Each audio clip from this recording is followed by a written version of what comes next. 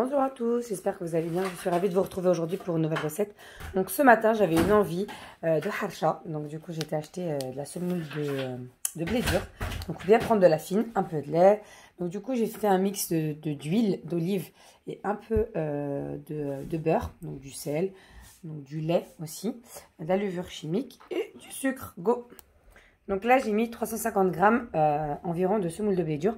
Personnellement, j'avais oublié mon verre doseur et je viens de rendre compte que là, il y a marqué une dose est égale 50 grammes. Donc, vous avez des traits pour vous aider. Donc, j'ai laissé 150 grammes à l'intérieur. Donc là, je vais mettre tous les ingrédients secs. Donc là, nous avons du gros sel. J'en ai mis un tout petit peu. La levure chimique. Et également une cuillère à café de sucre. Pardon, excusez-moi. Donc là, j'ai mis du gros sel. J'ai mis à peu près, on va dire, le 3/4 d'une cuillère à café. Une fois que tous les ingrédients secs sont mélangés, nous allons ajouter les liquides, c'est-à-dire l'huile d'olive. Donc, vous n'êtes pas obligé de mettre de l'huile d'olive, hein. Vous pouvez mettre de l'huile, n'importe quelle huile végétale. Moi, j'ai mis un peu de beurre. J'aime bien faire le mix de deux ou des fois, je mets que du beurre. Ça va dépendre. Et là, je vais rajouter également le lait. Donc, voici ce que ça donne quand je mélange. Donc, ça donne une pâte assez sableuse, un peu comme quand vous faites du couscous ou de la semoule. Enfin, voilà. Donc là, c'est bien mélangé. Je vais venir rajouter le lait.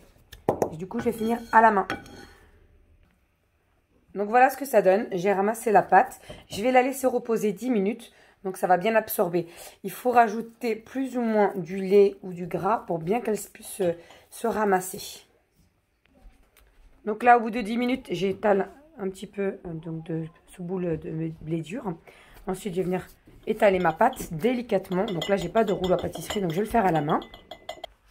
Donc là, j'étale comme ça. Donc ça peut se fissurer, c'est pas un problème. On la rafistole, j'ai envie de vous dire. Donc vous faites ça comme ça. Donc là, moi je suis à la bonne hauteur. Donc je laisse même pas, je crois, 4 mm. Et ensuite là, j'ai utilisé un emporte-pièce. Par exemple, je vais utiliser ce verre là où j'avais mis mon huile. Je retourne et je fais ça. Ensuite, je vais prendre une poêle que j'ai chauffée. Hop là, et je vais aller la disposer dessus. Pause. 6. Donc voilà, j'en ai fait à peu près 6. Ne vous inquiétez pas, ces chutes qui restent là, je vais les retravailler. Pareil, je vais les réétaler.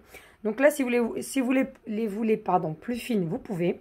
Donc là, moi, ça m'en a fait 6, c'est déjà pas mal. Je pense que je peux en faire facile 8 avec ce qui reste. Donc, let's go. Donc là, j'ai préchauffé ma poêle. Et je vais aller mettre ça sans rien. Donc, c'est une poêle anti-adhésif. Donc là, je le prends soit avec une spatule. Là, moi, j'ai décidé de le prendre avec un petit couteau arrondi. Donc là, je vais le prendre. Attention. Donc, hop, direction ma poêle. Je vais la mettre dessus, donc elle est bien chaude. Une fois que c'est chaud, je retourne. Donc voilà ma petite envie de ce matin, donc des harcha. Donc là j'ai mis du beurre et du miel que j'ai fait réchauffer. Donc voilà, elles sont enfin prêtes.